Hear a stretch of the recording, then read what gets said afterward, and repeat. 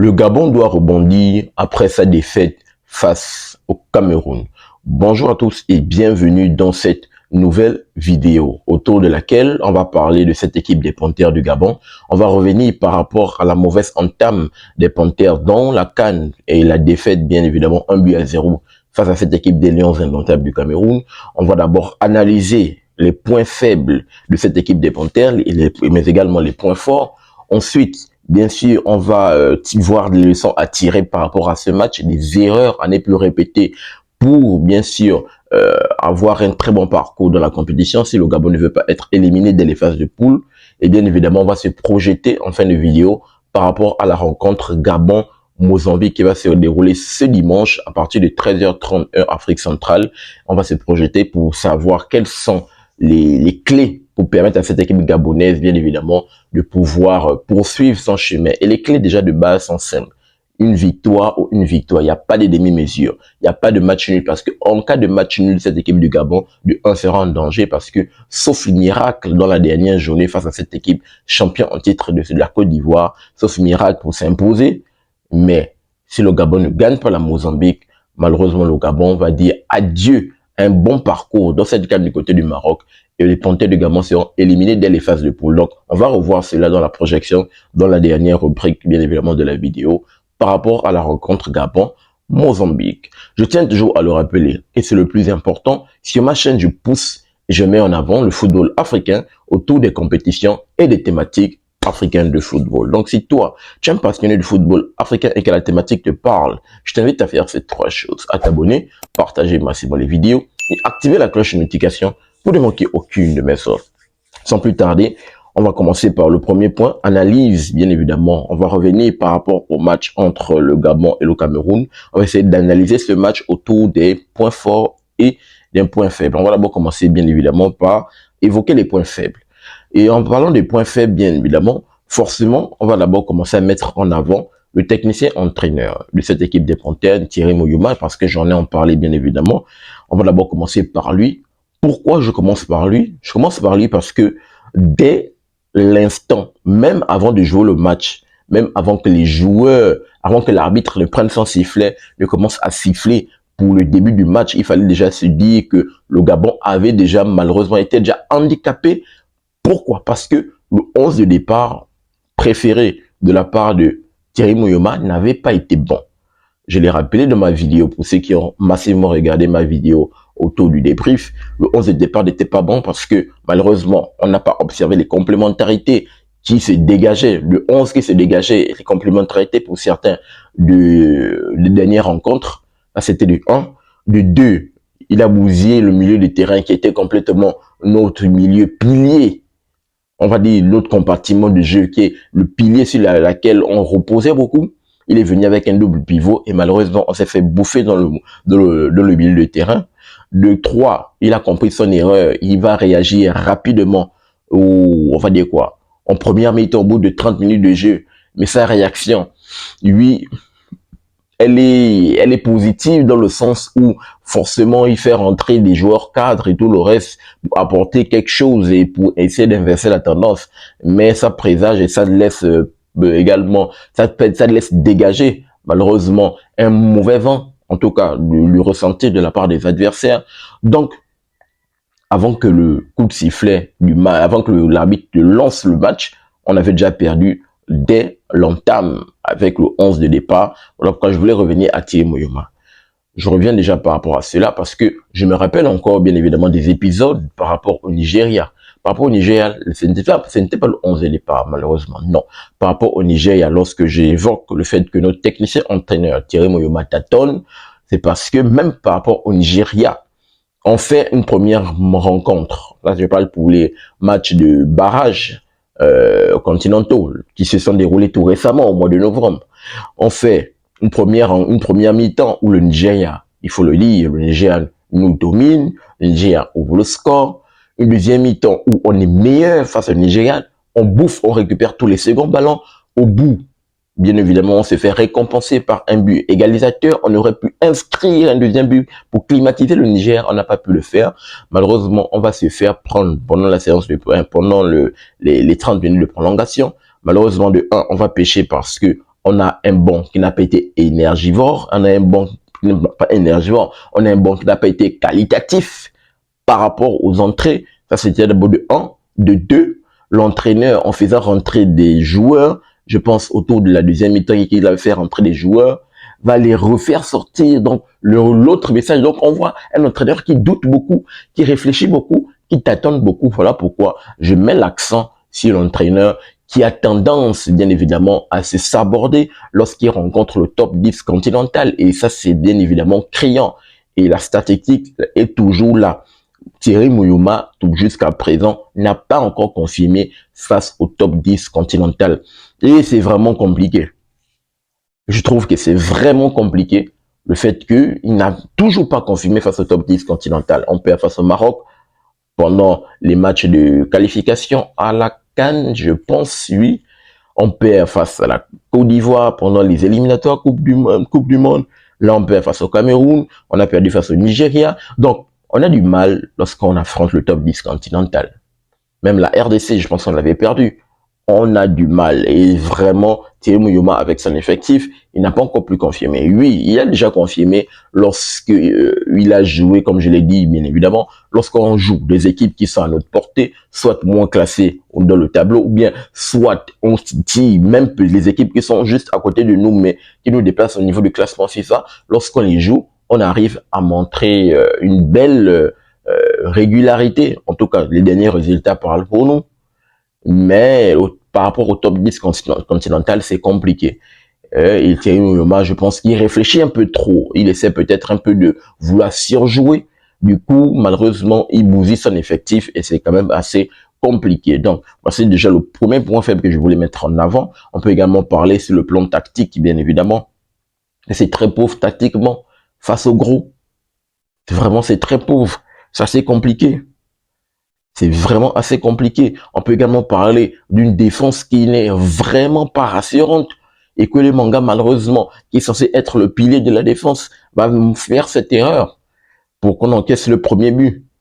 La défense qui n'est pas rassurante, le gardien également qui n'est pas rassurant dans les cages, qui va prendre ce but entre les jambes, parce qu'on sait que ce genre de match-là, ce genre de rencontre à haute intensité, ce sont des rencontres où les erreurs payent cash. Et que le Manga fait l'erreur, ça paye cash. Loïs Bamba fait cette erreur de ne pas pouvoir bien fermer ses jambes, ça paye cash. Ça paye cash. De l'autre côté, une autre erreur qui paye cash en parlant de jeu des points faibles, c'est le manque d'efficacité également sur le plan offensif. Manque d'efficacité, c'est pas possible de rater autant d'occasions. Ce n'est pas possible de se précipiter et de manquer de lucidité lorsque, bizarre, on arrive devant les cages. Parce que plus tu te précipites, plus tu manques de lucidité quand tu te présentes face au gardien. Et comme je l'ai dit, c'est passé par Denis Bouanga, malheureusement, qui va avoir 3 occasions. Une occasion vraiment franche, et il va complètement glisser, ce qui manifeste le manque d'efficacité de la part de cette équipe gabonaise. La précipitation et le manque d'efficacité sur le plan offensif. Et on a pu observer avec l'entrée de Pierre-Emerick Aubameyang Lemina au bout de la 32e minute. Lui, il semble remobiliser l'effectif. Mais après, Aubameyang, ça a été un peu plus compliqué pour lui. Il fallait la défense camerounaise était vraiment costaud, c'était lui lourd. Les joueurs n'ont pas pu le trouver dans les espaces.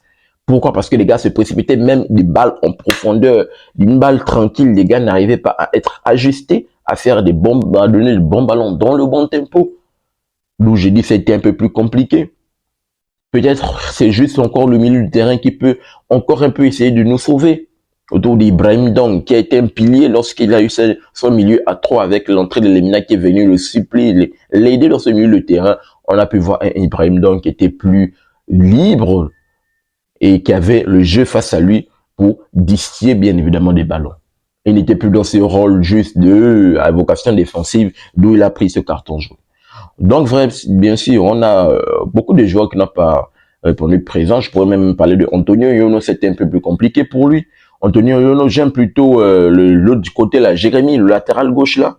Jérémy, je le trouve très fort, très puissant sur l'homme.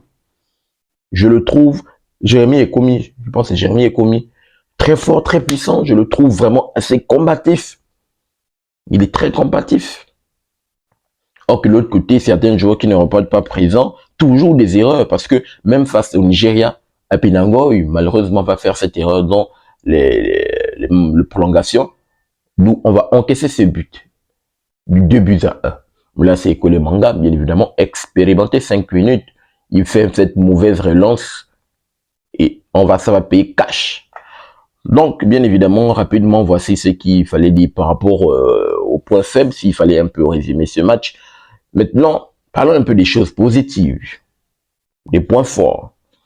Comme je l'ai dit, j'en ai déjà commencé à évoquer un peu le milieu du terrain autour d'Ibrahim Dong, quand même, qui avec Lemina, lorsque Lemina est arrivé, on a pu voir Ibrahim Dong qui a été très bon, avec un Lemina également qui est très costaud, qu'un box to box. Je m'interroge depuis autour de Gaylor Konga. Est-ce qu'il est blessé? Pourquoi il ne joue pas? Je le vois sur la feuille de match. Bien sûr, Gaylor Konga, je pense que son apport peut beaucoup nous aider dans sa capacité de distiller les bons ballons, parce qu'on sait que en envoyant des longs ballons comme des quarterbacks, Gaylor Konga sait très bien envoyer des ballons, c'est très bien envoyer des très bons ballons en cloche, des ballons dosés dans le bon tempo. Et surtout, cette gestion des temps forts, temps faibles, je pense que Gaylor Konga est capable, bien évidemment, de le faire. Donc, avec son expérience, je pense que son apport dans le milieu du terrain peut apporter beaucoup de bonnes choses. Je l'ai rappelé, bien évidemment, l'autre point positif, c'est Jérémy Ekomi, que je trouve très bon, très combatif sur l'homme, bien sûr, avec Loïs Openda, que je trouve beaucoup bagarreur, beaucoup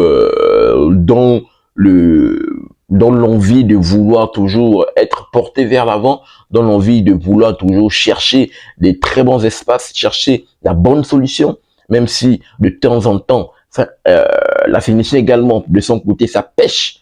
Mais on voit Loïs Openda au moins c'est son côté, qui essaie de proposer quelque chose, et ça a été le meilleur gardien Gabonais en première mi-temps. Et l'autre chose également de positif que je peux observer, en tout cas j'ai pu l'observer, que ça c'est dans le match face au Nigeria pour les matchs de barrage continentaux, et là face au Cameroun, je trouve une équipe de Gabon revancharde. Revancharde parce que déjà dans le match face au Nigeria, il fallait mettre cette égalisation pour arracher les prolongations, ils ont su le faire. Là, c'est juste le manque de justesse sur le plan offensif. Si nos attaquants étaient adroits, je pense qu'on aurait pu finir au moins sur le match face au Cameroun par un nul. Si les gars étaient adroits parce qu'il y avait la possibilité, ils ont créé des occasions. Donc, s'ils étaient adroits, on aurait fini le match au moins avec minimum un nul. Peut-être la tendance aurait pu être inversée si, bien évidemment, si on peut refaire le monde. Donc, je trouve une équipe de Gabon qui a quand même une bonne tendance à vouloir inverser la tendance, une bonne tendance à être revancharde. C'est quand même, je pense que c'est sur ça qu'ils doivent essayer de s'appuyer, c'est sur ça que le discours de Thierry Moyoma doit passer. Il va falloir apporter ce côté revanchard-là face à la Mozambique, parce que, il faut le dire, les Mozambicains, en tout cas, je vais en parler bien évidemment dans la dernière vidéo, dans la dernière rubrique, bien sûr. Et bien évidemment, autre chose, d'ailleurs, oui, pour mettre en avant, ce côté revanchard a été mis en avant par les entrées de Pierre-Emerick Aubameyang et Mario Lemina. De la 23e minute, on a vu au moins une équipe gabonaise qui multipliait les occasions. C'était quand même positif. Nous, je dis, oui, l'entrée de Aubameyang et Lemina ont apporté un mauvais message, en tout cas du moins de la part du ressenti qu'a pu avoir les joueurs camerounais, voire même le mauvais message pour les joueurs qui sortaient, de se dire que oui, vous n'avez pas été à la hauteur, et pourtant, le match commençait un peu, en tout cas au moins pour la fin de première mi-temps, le Gabon était un peu plus meilleur, pas meilleur face au Cameroun, mais meilleur dans ses ressorties de balles, pour créer des occasions. Donc, avec leur entrée d'Aubameyang et Lemina, on a pu voir un Gabon qui a multiplié des occasions, qui a bien fini sa première mi-temps et qui a eu une belle entame en seconde. Et malheureusement, comme je dis, ce qui a manqué, c'est l'efficacité sur le plan offensif. Donc, rapidement, voici ce qu'il fallait partager comme point fort. Alors maintenant, dans le deuxième point, pour savoir les enseignements à tirer par rapport, bien évidemment, aux prochaines rencontres. Et pour cela, bien évidemment, il va falloir que le technicien entraîneur Thierry Moyoma puisse revoir ses choix. Je pense que pour ma part, il doit revenir sur un schéma tactique de base qui a déjà été travaillé. Il doit revenir et remiser sur les complémentarités qui ont fait la force de cette équipe gabonaise, bien évidemment, pendant les dernières rencontres. Donc, de base, il doit revenir sur un 11 titulaire. Si, bien évidemment, certains sont toujours en forme, vu qu'on a vu Pierre-Emerick Aubameyang, il est là, il est présent, il n'est plus blessé. Donc, il doit revenir sur un 11 titulaire, un 4-3-3 de base. Il nous remet le milieu de terrain à 3, de préférence, si Yelo Konga est disponible, qu'il revienne dans ce milieu de terrain, Yelo Konga, Ibrahim Dong et Lemina. Je pense que ce milieu de terrain à 3 est plus défensif, mais également offensif. On envoyait des très bons ballons, Yelo Konga qui sera là à la baguette, et Ibrahim Dong qui peut jouer ce numéro 6, mais également être également à la baguette. Lemina, comme on le connaît bien, son jeu de box-to-box. Nick Anfia, qui a déjà eu cette complémentarité, bien sûr, avec Ekole Banga. Ekomi, toujours aussi son côté impeccable. De l'autre côté, Oyono qui doit essayer d'élever le niveau. On attaque, on reconduit bien évidemment le trio d'attaque offensif.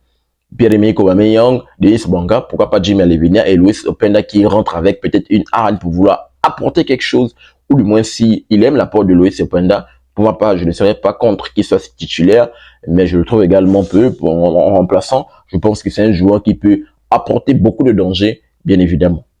Donc, il y a déjà ça qu'il va falloir tirer comme enseignement par rapport, bien sûr, au choix de la tactique, au choix, bien évidemment, du 11 titulaire. Autre chose, je pense que les attaquants doivent maintenant être adroits. Ils doivent actuellement rectifier leur tir devant les cages, parce que si on a à cœur de ne pas sortir des phases de poule, il va falloir que les attaquants élèvent automatiquement le niveau. Et là, j'attire l'attention de Denis Bouanga, les gars, de Pierre-Emerick Aubameyang et des attaquants Louis Openda, Xavi Babika, il y a encore qu'il est le jeune, je pense qu'on appelle le jeune petit de Marcolino. Donc, Jim Alevina, il faut élever le niveau, les gars. Il faut élever le niveau. Il va falloir avoir une lucidité devant les cages et pouvoir être adroit. Le match face au Mozambique ne sera pas un match facile. Ça sera l'un des matchs les plus compliqués. Il va falloir le gagner. Donc, pour cela, on a besoin des attaquants qui doivent être adroits. On a besoin des attaquants tueurs sur le fond de l'attaque. Parce que, bien évidemment, l'enseignement du match face au Cameroun a montré que les gars, offensivement, ça pêchait. Ça pêchait et d'arrêter de se précipiter. À certains moments, de calmer le jeu, savoir à quel moment il faut calmer le jeu, d'où la gestion des temps forts, des temps faibles, savoir à quel moment il faut calmer le jeu, savoir à quel moment il faut accélérer le jeu, et savoir à quel moment il faut gifter des bons ballons pour permettre aux attaquants d'avoir la lucidité d'être adroit devant les cages. Et autre chose, faire preuve de concentration, que ce soit dès les entames de match. Ne plus se faire surprendre dès les entames de match qu'on a pu se faire surprendre face au Cameroun. Faire preuve de concentration, là j'attire l'attention du compartiment défensif, voire même du milieu du terrain en passant par le gardien. Faire preuve de beaucoup de concentration, élever le niveau, parce que là, les gars, il n'y a pas de petite nation dans cette canne. Il va falloir élever le niveau. Montrer que quand même le Gabon est une équipe qui a beaucoup d'expérience. Le Gabon c'est une équipe qui est pleine de ressources et qui est capable au moins de sortir de ces phases de poule, les gars. Lui, c'est un groupe de la mort composé du champion en titre, d'un Cameroun qui est revanchard, de ne pas être allé au mondial, d'une équipe mozambicaine qui est très forte, bien évidemment. Donc, il va falloir sortir rapidement de ce groupe. Et de sur quoi, comme je l'ai rappelé, éviter de se précipiter et bien évidemment, beaucoup capitaliser sur les temps forts. Quand on a un temps fort, il va falloir capitaliser sur ça. Parce que si on rate un temps fort, ça va être un peu plus compliqué. Parce que oui, c'est possible également de marquer dans un temps faible, contre-attaque, petite contre-attaque, récupération de balles, boum. C'est possible de le faire. Mais généralement, lorsqu'on a un temps fort avec les attaquants, c'est possible. Et ils doivent capitaliser sur ça. Et là, on s'est rejoint bien évidemment le point que les attaquants doivent revenir et être adroits devant les cages et me revenir avec la lucidité. Donc, la gestion des temps forts et des temps faibles du Gabon doivent être incroyables. Dans les temps faibles, bien sûr, c'est important de faire le dos et de peut-être battre en profondeur avec des attaquants, avec une verticalité dans le jeu, des ballons en profondeur, parce qu'on a deux flèches, Denis Bouanga, Pierre-Emerick Aubameyang, ou bien que ce soit Louis Openda ou Jim Alevina. Mais également, à certains moments, dans des temps forts, quand on est à la baguette, la construction du ballon, avec des ballons en profondeur, des appels de balles, des ballons donnés dans le bon tempo, dosés. D'où je pense que Guelo Konga est capable de décider ces bons ballons. Même Ibrahim Dom est également capable de le faire. Donc, voici rapidement les enseignements à tirer par rapport, bien sûr, à cette rencontre. Allons maintenant dans le dernier point pour se projeter dans la rencontre Gabon-Mozambique qui va se dérouler ce dimanche à 13h30, heure Afrique centrale. Et pour cela, bien évidemment, on va d'abord commencer par voir l'historique des confrontations entre les deux, pour savoir si les deux équipes déjà se sont affrontées dans le passé à plusieurs reprises. Et on va essayer de voir l'avantage tourner du côté, est-ce que ça tourne du côté des Mambas ou ça tourner du côté de cette équipe des Panthères. Mais rapidement, je tiens d'abord à rappeler que cette équipe des Mambas, malheureusement, qui va manquer son entrée en lice face aux champions d'Afrique, la Côte d'Ivoire, ils vont perdre 1-0, ils vont pouvoir tenir. Parce que la Côte d'Ivoire pouvait finir le match avec 2 ou 3 buts. Si la Côte d'Ivoire ne pêchait pas également offensivement, mais comme j'ai dit dans mon débrief, la Côte d'Ivoire était à l'image des dernières performances. On savait que la Côte d'Ivoire, offensivement, c'est un peu plus compliqué. Ça pêche un peu trop, mais ils ont quand même pu mettre un but au retour des vestiaires de la part de, bien évidemment, il s'appelle comment, Amad Diallo. Mais après, ça a été plus compliqué. Les Mambas ont su faire le dos rond. Ils auraient pu peut-être climatiser dans les dernières minutes de la part de Katobo. Je pense que c'est Katobo, le jeune petit de Sardis là. Petit en taille, bien évidemment. Donc, sauf si on essaie de checker, il faut le dire, pour l'application match en direct, bien sûr, les deux équipes s'étaient déjà affrontées à 3 reprises, 2 fois en 2015 et 1 fois en 2010. En 2015, bien évidemment, on a pu observer un match aller-retour des victoires respectivement du Gabon et de cette équipe de la Mozambique. Et en 2010, c'était la victoire du Gabon. Donc, avantage à cette équipe du Gabon. Je vais voir c'était dans quel contexte. C'était dans un contexte de match de qualification à la CAN. Je vais essayer de checker rapidement. Je vois que le Gabon l'avait même emporté au tir au but. C'était dans les matchs de éliminatoires pour la Coupe du Monde second tour. Apparemment, les deux, à l'époque, c'était le coach du Gabon, c'était Roré Costa. Donc, l'éliminatoire Coupe du Monde second tour, le Gabon s'était imposé au stade d'Angodje sur le score de 1-0. Donc, le match avait poussé dans les tirs au but. Le Gabon l'avait emporté. Je pense qu'en 2010, c'était sans doute un match amical entre les deux où le Gabon s'était imposé 2-0 face à la Mozambique. Donc, il faut le dire, les deux équipes sont affrontées à 3 reprises selon l'application. Ouais, c'est un match amical, bien évidemment. Les deux équipes se sont affrontées à 3 reprises, comme on peut l'observer sur l'application match en direct. Première fois match amical en 2010, le Gabon s'impose 2-0. Et en 2015, pour les éliminatoires pour la Coupe du Monde second tour, les deux équipes s'étaient affrontées en match aller-retour. La Mozambique s'était imposée chez elle. Le Gabon s'est imposé au stade d'Angodje. À l'époque, on jouait encore au stade d'Angodje de Libreville. Bien sûr, on s'était imposé 1-0. Et vu que c'était match, le match avait tiré dans la séance de tir au but, le Gabon l'avait emporté. C'est une séance de tir au but de 4-3.